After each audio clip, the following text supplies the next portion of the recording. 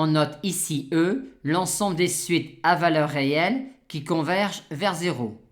Montrons tout d'abord que E est un sous-espace vectoriel du R espace vectoriel des suites à valeur réelle. E est non vide puisque la suite nulle appartient à E. Et E est stable par combinaison linéaire, car si U et V désignent des suites de E, et si lambda est un réel, la suite lambda U plus V est également une suite qui converge vers 0. 2. Montrons que l'application qui a une suite U de E associe cette quantité-là définit une norme sur E. Tout d'abord, quand U appartient à E, on peut bien parler de la bande supérieure de l'ensemble des réels valeur absolue de UN quand UN parcourt grand N, étant donné que UN est borné, UN convergente vers 0. Maintenant, pour montrer que l'application qui a U associe une norme de U est une norme sur E, on va valider l'axiome de séparation, l'axiome d'homogénéité et l'axiome de l'inégalité triangulaire. Concernant l'axiome de séparation, si U est la suite nulle, alors on a tout de suite que la norme de U est nulle. Réciproquement, si la norme de U est nulle, alors pour tout n, valeur absolue de UN vaut 0 et donc U est la suite nulle. L'axiome d'homogénéité, à savoir que la norme de lambda U soit égale à valeur absolue de lambda norme de U, est immédiatement vérifié. Et on montre également facilement l'axiome de l'inégalité triangulaire. Dans le petit b, on souhaite montrer que quand U est une suite de E, alors la série de termes général UN sur 2 puissance n plus 1 converge. Étant donné que U est une suite de E, le terme UN sur 2 puissance n plus 1 est négligeable devant 1 sur 2 puissance n plus 1. Et comme on a ici le terme général positif d'une série qui converge 1 demi appartenant à l'intervalle 0,1 ouvert en 1, on en déduit alors que l'on a ici le terme général d'une série absolument convergente, donc convergente.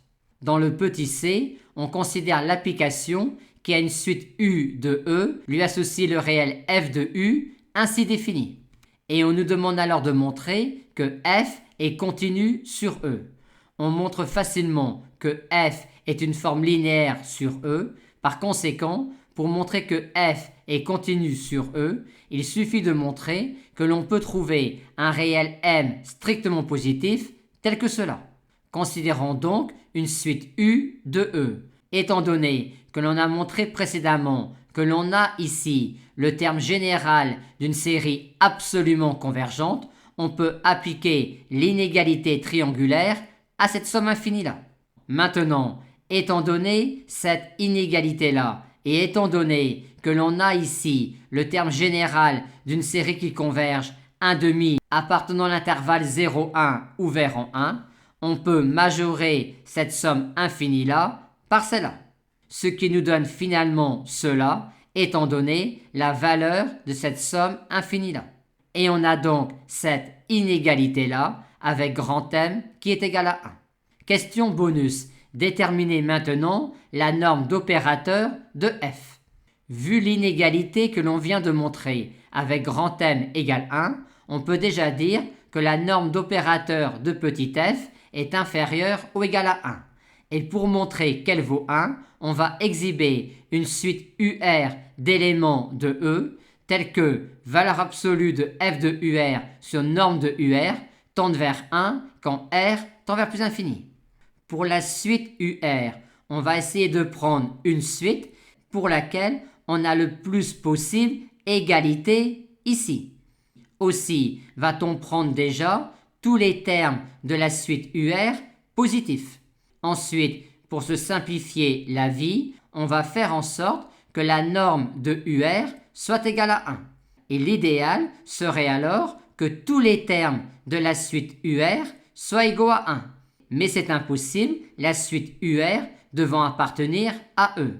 Par conséquent, comme terme de la suite UR, on va prendre 1 jusqu'à l'indice petit r et on va prendre 0 ensuite. La valeur absolue de f de UR est alors égale à cette quantité-là, qui tend vers 1 quand R tend vers plus infini.